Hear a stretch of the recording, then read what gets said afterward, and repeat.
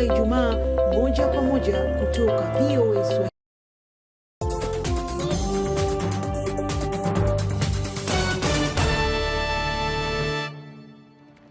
Hello, I'm Esther Githui. It's Thursday, August 10th. This is Africa 54.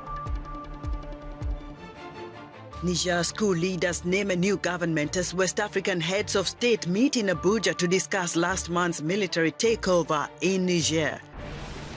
UN officials say sexual violence is being committed in Sudan on a sickening scale, while fighting in the Darfur region is reopening old wounds of ethnic tension that could engulf the country.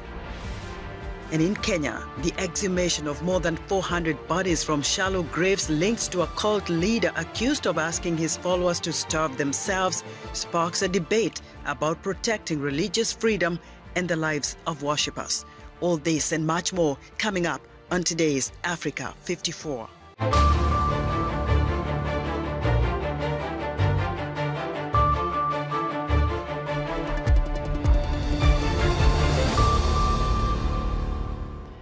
We begin in West Africa, where West African heads of state are meeting in Nigeria Thursday to discuss their next steps after Niger's military junta defied their deadline to reinstate the deposed President Mohamed Bazoum. Nigerian President Bola Ahmed Tinubu, the current chairman of the Economic Community of West African States, on Thursday told fellow leaders that they must prioritize diplomacy to reach peace. But Niger's junta has so far rebuffed efforts at mediation. ECOWAS previously threatened to intervene with military force if President Bazoum wasn't reinstated. Bazoum has been under house arrest with his family since July 26th. A former rebel leader and politician in Niger is launching a movement opposing the junta that seized power in a July 26th coup. It's the first sign of internal resistance to army rule in the strategically important Sahel country. Alice Rizzo reports. A former rebel leader and politician has launched a movement opposing the junta in Niger, a first sign of internal resistance to army rule in the strategically important Sahel country. Risa Ajbullah said in a statement seen on Wednesday that his new Council of Resistance for the Republic, CRR, aimed to reinstate ousted President Mohamed Bazoum. Niger is the victim of a tragedy orchestrated by people charged with protecting it, the statement said, adding that the CRR would use, quote, any means necessary to stop the military from denying the people of Niger their free choice. Meanwhile, Niger's junta accused France of violating its airspace as part of a broader plan to destabilize the country. The video statement by junta representative Amadou Abdrahmane, which provided no evidence, came at a moment of high tension, with West African heads of state due to discuss options including military action against the junta at a summit on Thursday. The junta has so far rejected diplomatic overtures from African, US and UN envoys, while its allies, the army rulers of neighboring Mali and Burkina Faso, have called on the United Nations and African Union to prevent any military intervention. Alice Rizzo of Reuters filed that report. For insight into Niger's political future and ECOWAS mediation efforts, I'm joined live via Skype from downtown Washington, D.C. by Kwaku Nwama, Professor of International Politics at American University. Professor Kwaku, welcome back to Africa 54. Thanks for having me, Esther. Now, given that Niger's junta has rebuffed any mediation efforts and appointed a prime minister, also named a number of cabinet officials, is there any hope they will heed ECOWAS' call to return Bazoum to power? Well, these are interesting steps, but I think that what they do will reflect three things.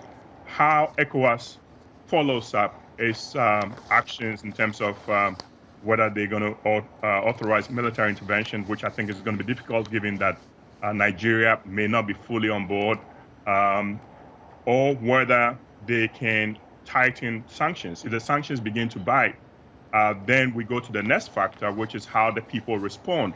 The people can rally around the junta and blame foreigners, or they can protest against the junta as sanctions begin to bite. If that happens, the junta is going to be forced to revise its strategy. And then the third factor will be how powers in the international system, like the United States, Russia, and France, react to this development. So Russia, for example, can use its veto to block any UN authorization of the use of force in the country. The United States and France have significant security relations with Niger. They can impose more meaningful sanctions, or they can even sponsor a faction within the military to counter this coup. So those factors are going to determine what happens next. You know, they have already closed the airspace, and as you mentioned, some sanctions are already in place. So what are the short and long-term implications of this coup? So in the short term, I see an increase in the humanitarian cost of this conflict as the sanctions begin to kick in. Nigeria's already shut off electricity supply. There's they can fly over Nigerian airspace. It's going to affect the country, and Niger is dependent on aid. And so if aid is withdrawn, it's going to affect people. In the short run, you're going to see a lot of suffering. But as I said, it depends on how the people respond. They can blame foreigners, or they can rally around the regime. That will help the regime. In the long run, I think the regime is going to be forced to start negotiating as sanctions begin to bite. I don't think that the military option will happen. I think in the end, they will negotiate by probably releasing President Bazoum and then announcing some plan to return the country to constitutional rule. Now, Professor, given that the neighboring junta in Mali and Burkina Faso, where they had the coup a couple of months ago now, they have said they are going to support Niger's junta. What does this really mean for ECOWAS member countries? So for ECOWAS, it means that the group is now divided. You have countries that have these military governments who are siding with Niger, and that's going to create a problem. But in terms of the operational level, it really doesn't matter much, because the countries that really matter if ECOWAS is going to launch military action is countries like Nigeria. And so that's important. And a country like Benin becomes the next option if they can ship things through Nigeria. Benin becomes very important to Niger. But what Burkina Faso and Mali can do for the junta is they give it legitimacy by, spreading this idea that this is something bigger than the internal problems that Nigeria is facing, and this is something that is against French colonialism. That's something that can give them legitimacy. The country that really, really matters in this stuff is Russia. If Russia jumps in and begins actively supporting the junta, that becomes a real problem for ECOWAS, because we know that the Wagner mercenaries can go in there and provide security assistance. Russia can use its veto power to block UN action, which eventually, even if ECOWAS authorizes military intervention, they're going to need to do some rehatting. The UN has to chime in. So if the Russians can block that, that can give the regime some legs. Professor, thank you very much for your insight. Thanks for having me. Kwaku Nuama is a professor of international politics at American University. United Nations officials have told the Security Council that sexual violence is being committed in Sudan on a sickening scale. Meanwhile, fighting in the Darfur region is reopening old wounds of ethnic tension that could engulf the country. Edem Wasunu, a senior UN aid official, says the alarming accounts of sexual violence that are heard from people who have fled to Port Sudan are just a fraction of those being committed at conflict hotspots across Sudan. War erupted on April 15th, 4 years after the overthrow of former President Omar al-Bashir. Tensions between the army and the paramilitary rapid support forces, who jointly staged a coup in 2021, began over disagreements about a plan to transition to civilian rule. U.S. Ambassador to UN Linda Thomas-Greenfield told reporters after the council meeting that both sides are responsible for ethnic and sexual violence, adding there are no innocents. I do think we absolutely need to be doing something. This is one step in that process, calling this open meeting. And there were objections to us having an open meeting on this, but we were able to have an open meeting, and we will look at what other actions and efforts we might take. Thanks, everyone. Sorry, got it. Thank you. Martha Ama-Akia-Pobi, a senior UN official on Africa, told the council the trend is deeply worrying and could quickly engulf Sudan in a prolonged ethnic conflict with regional spillovers. Ugandan President Yoweri Museveni is denouncing the World Bank's decision to suspend new funding in response to a harsh anti-LGBTQ law. He is vowing to find alternative sources of credit. The World Bank says the law, which imposes the death penalty for certain same-sex acts, contradicts its values and that it would pause new funding until it could test measures to prevent discrimination in projects it finances. Museveni says that Uganda is trying to reduce its borrowing and will not give in to pressure from foreign institutions. For more reaction, VOA's Peter Clotty reached Uganda's permanent representative to the United Nations, Ambassador Adonia Ayabare, via Skype, and he expressed optimism the World Bank will soon reverse its decision to suspend new loans to his country. I'm telling you that the World Bank, and it's on record, they were engaged in consultations as this law was being. Remember, this law is debated by Parliament. It's not made by officials. The Parliament of the Republic of Uganda. And they were reacting to a problem in society. And the Parliament of Uganda, both political aisles, took on this bill. But even unprecedented, my president, as he was consulting with the Parliament, he was consulting the World Bank to really make sure that their concerns are addressed. More to that, in our budgeting process, directives have been to all accounting officers to make sure that our budget is non-discriminatory. So we have went out of our way, which we didn't need to do as a sovereign country, because the World Bank belongs to us. It's not some organization that belongs to somebody. And we went our way to make sure that their views are incorporated. And they have abused that process by coming up with this decision in the middle of consultations, having had an input in that law. Where does Uganda go from here? Because you are not going to get loans from the World Bank, as clearly stated, in the future. So where does Uganda go from here in terms of your budgetary conditions to meet local and obligations of the government? Let me tell you, the World Bank is a bank. I'm sure that if there is good faith still remaining in the World Bank, we'll get a solution. What we really are taking offense of is to really consult in good faith. It's not as if we have not consulted with the World Bank, and these consultations are continuing to make this decision. We think that this was a misguided, under pressure from external forces within the bank and outside the bank, to take this decision, but we hope that this will really be rescinded. And I'm very 100% sure that this will be rescinded. And we'll continue working with the World Bank. Remember, some of this money goes to refugees funding. Uganda is one of the largest hosts of refugees worldwide.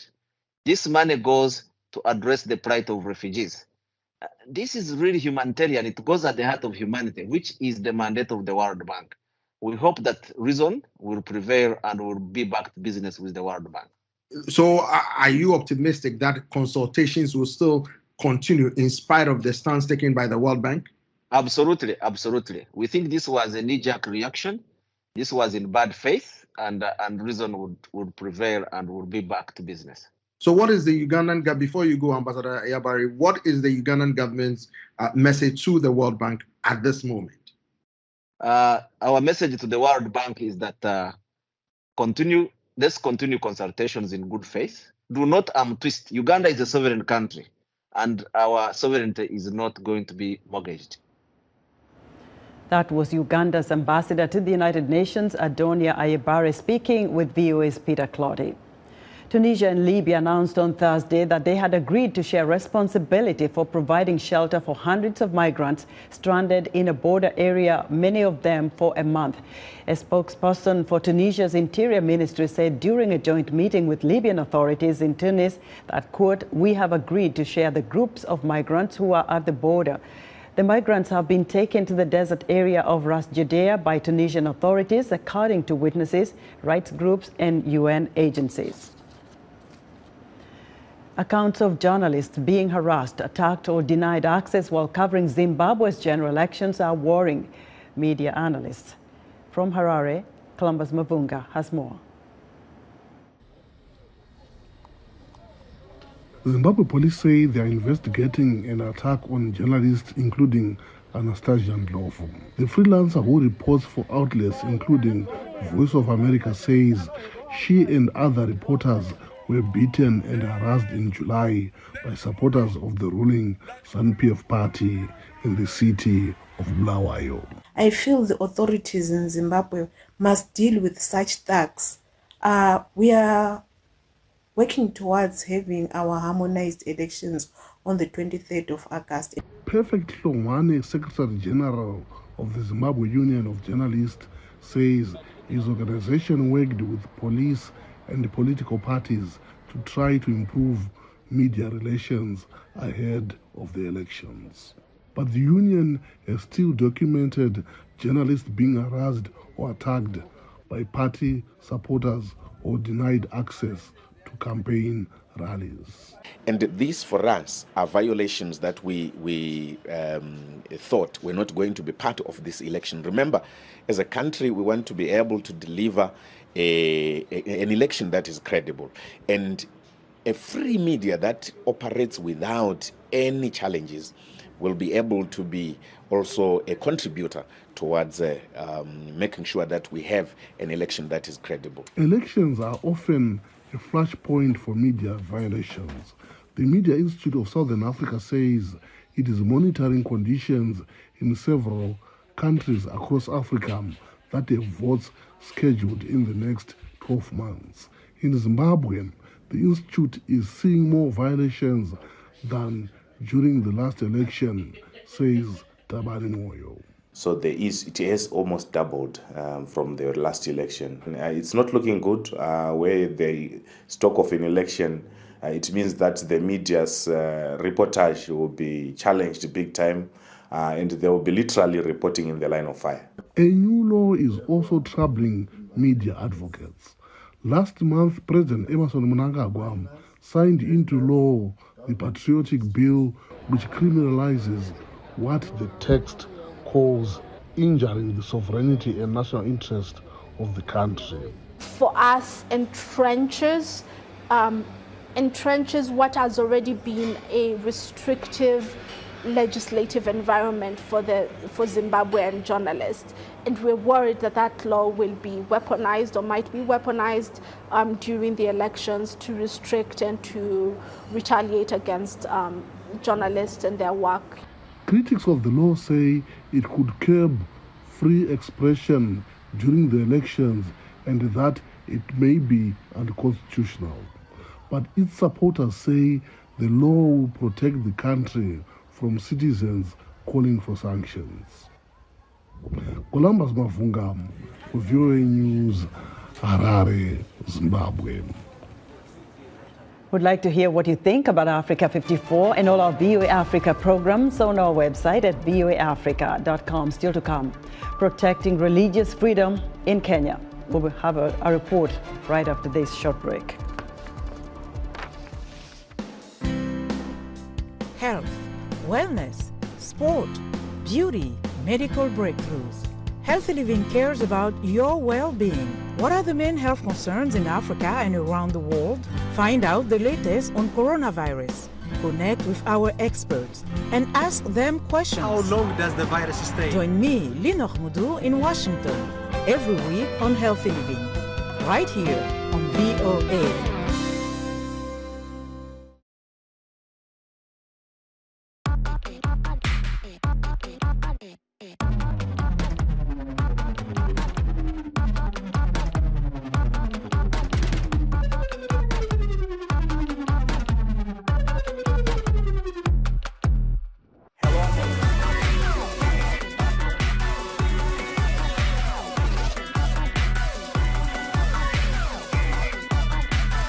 From around the world.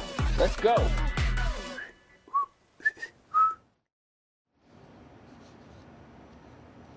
In other news, representatives of rainforest nations in Africa and Southeast Asia have wrapped up a summit of Amazon countries in Brazil.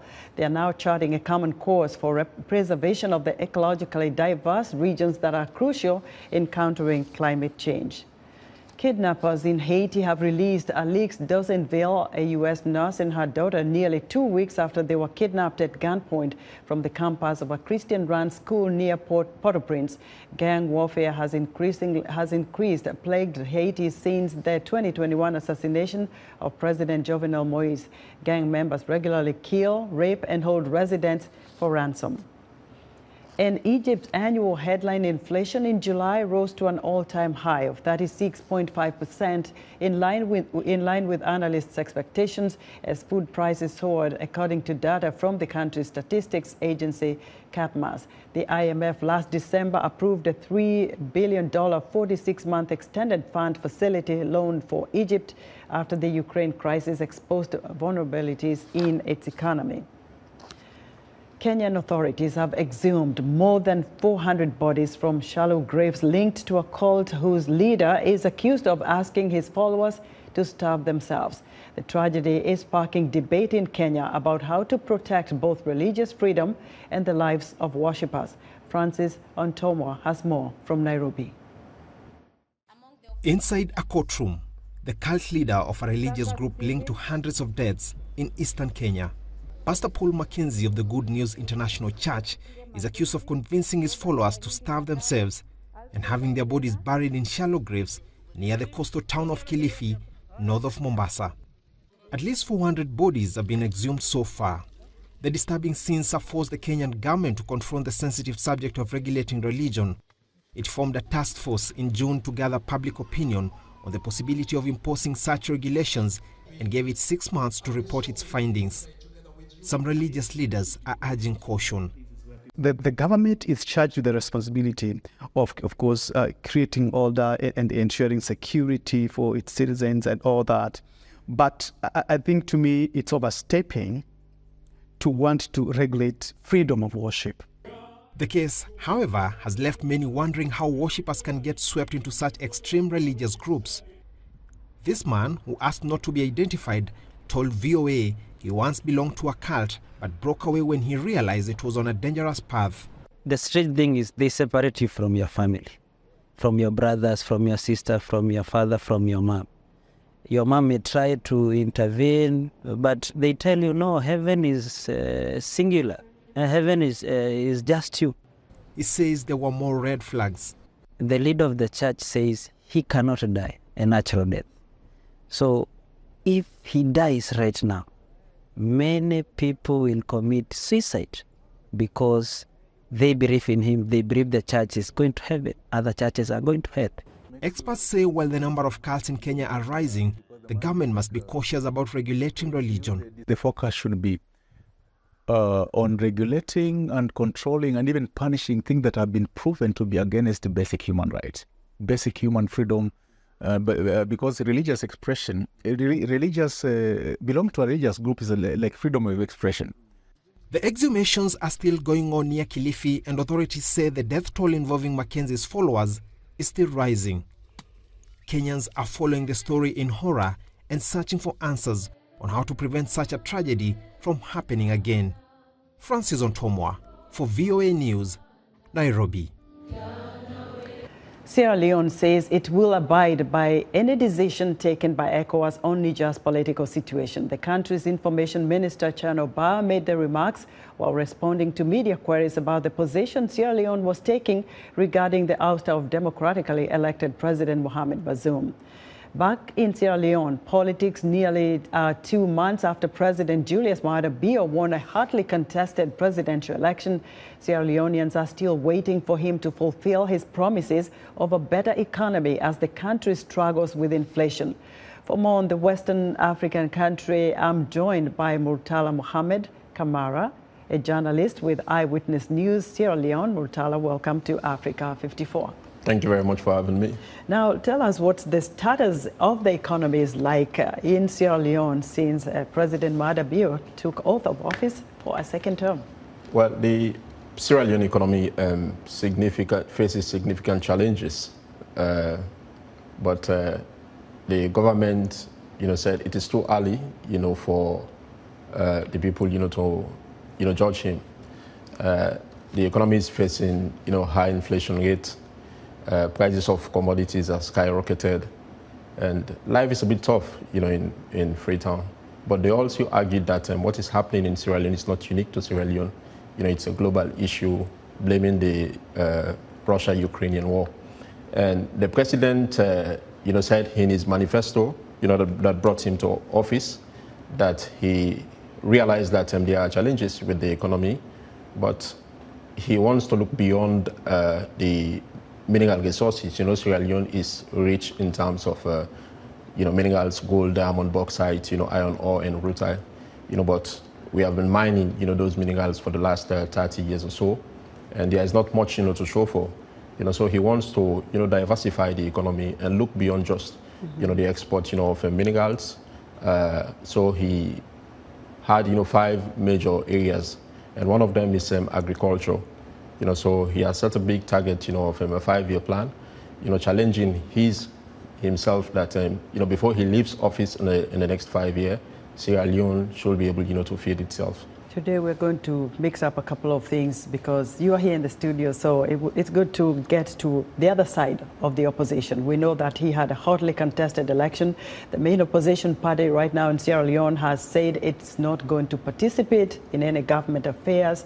As you left Freetown, what's the current status of this stand? Well, it's almost 2 months, after the June 24 elections that saw President Bio winning the second 5-year mandate.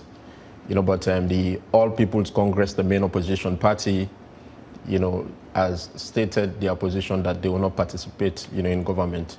Mind you, it's not just a presidential election, it's local council. We have all those local councils and the parliamentary elections, and the opposition, won some seats, in parliament.